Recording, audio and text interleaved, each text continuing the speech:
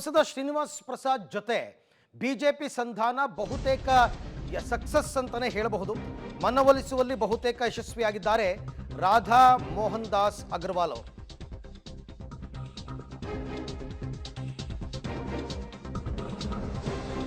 ನಿನ್ನೆ ರಾತ್ರಿ ಶ್ರೀನಿವಾಸ್ ಪ್ರಸಾದ್ ನಿವಾಸಕ್ಕೆ ಚಾಮರಾಜನಗರದ ಬಿಜೆಪಿ ಅಭ್ಯರ್ಥಿ ಬಾಲರಾಜ್ ಅವರು ಭೇಟಿ ಕೊಟ್ಟಿದ್ರು. ಬಾಲರಾಜ್ ಅವರನ್ನ ಖುದ್ದು ರಾಧಾ ಮೋಹನ್ ದಾಸ್ ಅಗರ್ವಾಲ್ ಅವರೇ ಕಳಿಸ್ಕೊಟ್ಟಿದ್ರು, ಹೋಗಿ ಆಶೀರ್ವಾದ ಪಡ್ಕೊಂಡು ಬಾ ಅಂತ. ಅದರ ಪ್ರಕಾರ ಹೋಗಿದ್ದಾರೆ. ಶ್ರೀನಿವಾಸ್ ಪ್ರಸಾದ್ ಅವರು ಸ್ವಲ್ಪ ಅಸಮಾಧಾನಗೊಂಡಿದ್ದು ನಿಜ. ಪಕ್ಷ ತಮ್ಮನ್ನು ಸರಿಯಾಗಿ ನಡೆಸ್ಕೊಳ್ಳಿಲ್ಲ, ತಮ್ಮ ಕುಟುಂಬದವರಿಗೆ ಟಿಕೆಟ್ ಕೊಡಲಿಲ್ಲ ಅಂತನ್ಬಿಟ್ಟು. ಸೊ ಹಾಗಾಗಿ ಶ್ರೀನಿವಾಸ್ ಪ್ರಸಾದ್ ಮನವೊಲಿಸಿದ್ದಾರೆ ಈಗ ರಾಧಾ ಮೋಹನ್ ದಾಸ್ ಅಗರ್ವಾಲ್ ಅವರು. ನಂಜನಗೂಡಿನ ಅಳಿಯ ಹರ್ಷವರ್ಧನ್ ಅವರಿಗೆ ಪಕ್ಷದಲ್ಲಿ ಉತ್ತಮ ಭವಿಷ್ಯ ಇದೆ. ನಿಮ್ಮ ರಾಜಕೀಯ ನಿವೃತ್ತಿಯ ವೇಳೆ ಕಾಂಗ್ರೆಸ್ಸನ್ನು ಬೆಂಬಲಿಸಬೇಡಿ, ದಯವಿಟ್ಟು ಬಿಜೆಪಿ ಹೈಕಮಾಂಡ್ ನಿಮ್ಮನ್ನು ಯಾವುದೇ ಕಾರಣಕ್ಕೂ ನಿರ್ಲಕ್ಷಿಸಿಲ್ಲ, ಹೀಗಂತ ಫೋನ್ನಲ್ಲಿ ಮಾತನಾಡಿದಾರಂತೆ ಅಗರ್ವಾಲ್ ಅವರು.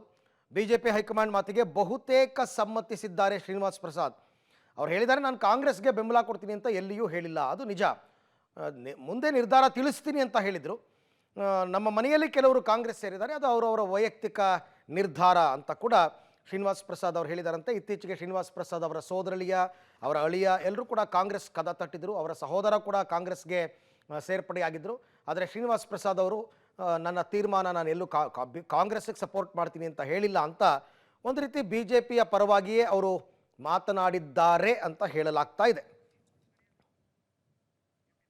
ಈ ಬಗ್ಗೆ ಮತ್ತಷ್ಟು ಮಾಹಿತಿ ನನ್ನ ಕೊಲೀಗ KP ನಾಗರಾಜ್ ಅವರಿಂದ ಪಡೆಯೋಣ. KP, ಈಗ ಕುಟುಂಬದವರೆಲ್ಲ ಕಾಂಗ್ರೆಸ್ಸಿಗೆ ಸೇರಿಕೊಂಡು ಶ್ರೀನಿವಾಸ್ ಪ್ರಸಾದ್ ಅವ್ರನ್ನ ಈಗ ಮನವೊಲಿಕೆ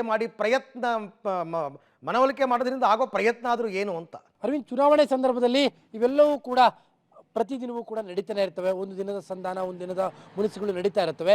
ಯಾರೂ ಕೂಡ ಯಾವುದೇ ರೀತಿಯಂಥ ಆಪ್ಷನನ್ನು ಕೈ ಬಿಡೋದಕ್ಕೆ ಸಿದ್ಧರಿಲ್ಲ. ಬಿಜೆಪಿಯೂ ಕೂಡ ಅಷ್ಟೇ. ಬಿಜೆಪಿ ಲೇಟ್ ಮಾಡಿದ್ದಂತೂ ಸತ್ಯ.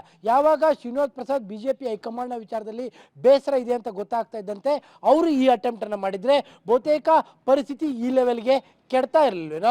ಆದರೆ ಪರಿಸ್ಥಿತಿ ಕೆಟ್ಟ ನಂತರದಲ್ಲಿ ಬಿಜೆಪಿ ಅದನ್ನು ಪ್ಯಾಚ್ ಮಾಡೋದಕ್ಕೆ ಕೂಡ ಮುಂದಾಗಿರುವಂಥದ್ದು. ಏನು ಖುದ್ದು ಮೈಸೂರಿಗೆ ಬಂದಿದ್ದಂಥ ರಾಧಾ ಮೋಹನ್ ದಾಸ್ ಈ ವಿಚಾರದಲ್ಲಿ ಶ್ರೀನಿವಾಸ್ ಪ್ರಸಾದ್ ಅವರ ಜೊತೆಯಲ್ಲೇ ಖುದ್ದು ಮಾತನಾಡಿದ್ದಾರೆ. ಪ್ರಮುಖವಾಗಿ ಅವರು ಹೇಳ್ತಾ ಇರುವಂಥದ್ದು, ನಾವು ನಿಮ್ಮನ್ನು ಯಾವುದೇ ಕಾರಣಕ್ಕೂ ನಿರ್ಲಕ್ಷ್ಯ ಮಾಡಿಲ್ಲ. ಟಿಕೆಟ್ನ ವಿಚಾರದಲ್ಲಿ ಆಗಿರುವಂಥ ಬೆಳವಣಿಗೆಗಳು ಬೇರೆ ಇರ್ಬೋದು, ಆದರೆ ನಿಮ್ಮನ್ನು ಗೌರವದಿಂದಲೇ ನಡೆಸ್ಕೋತಾ ಇದ್ದೀವಿ, ನಿಮ್ಮ ಬಗ್ಗೆ ನಿರ್ಲಕ್ಷ್ಯದ ಮನೋಭಾವ ಇಲ್ಲ. ಹಾಗಾಗಿ ತಾವು ಯಾವುದೇ ಕಾರಣಕ್ಕೂ ಕೂಡ ಈ ಹಂತದಲ್ಲಿ ಕಾಂಗ್ರೆಸ್ಸನ್ನು ಸಪೋರ್ಟ್ ಮಾಡಬಾರ್ದು ಅನ್ನುವಂಥ ಮನವಿಯನ್ನು ಕೂಡ ಮಾಡಿದ್ದಾರೆ.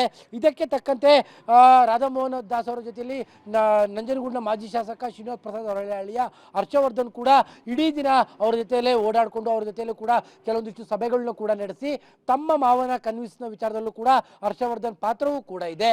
ಅಂತಿಮವಾಗಿ ನಿನ್ನೆ ರಾತ್ರಿಯ ವೇಳೆಗಡೆ ಚಾಮರಾಜನಗರದ ಬಿಜೆಪಿ ಅಭ್ಯರ್ಥಿ ಬಾಲರಾಜ್ ಖುದ್ದಾಗಿ ಶ್ರೀನಿವಾಸ್ ಪ್ರಸಾದ್ ಮನೆಗೆ ಹೋಗಿ ನಡೆದಿರುವಂಥ ಎಲ್ಲ ಬೆಳವಣಿಗೆಗಳ ಬಗ್ಗೆಯೂ ಕೂಡ ಮಾತನಾಡಿದ್ದಾರೆ. ನಮಗೆ ಸಿಗ್ತಾ ಇರುವಂಥ ಮಾಹಿತಿಗಳ ಪ್ರಕಾರವಾಗಿ ಶ್ರೀನಿವಾಸ್ ಪ್ರಸಾದ್ ಅಸಮಾಧಾನ ಇದ್ದಂಥದ್ದಂತೂ ಸಹಜ. ಯಾವಾಗ ರಾಧಾ ಮೋಹನ್ ದಾಸ್ ಮಾತಾಡಿದ್ರು ಆ ನಂತರದಲ್ಲಿ ಅವರ ಕೋಪ ಕಡಿಮೆಯಾಗಿದೆ. ಹಾಗಾಗಿ ಅವರು ತಮ್ಮ ಕಾಂಗ್ರೆಸ್ಗೆ ಸಂಪೂರ್ಣ ಬೆಂಬಲ ಕೊಡ್ಬೋದು ಅನ್ನುವಂಥ ಮನಸ್ಥಿತಿ ಏನಿತ್ತು ಅದರಿಂದ ಹೊರಗಡೆ ಬಂದಿದ್ದಾರೆ ಅನ್ನುವಂಥ ಮಾಹಿತಿಗಳು ಸಿಗ್ತಾ ಇದ್ದಾವೆ. ಓಕೆ, ಥ್ಯಾಂಕ್ ಯು KP, ತಮ್ಮ ಎಲ್ಲ ಮಾಹಿತಿಗಾಗಿ ಧನ್ಯವಾದ.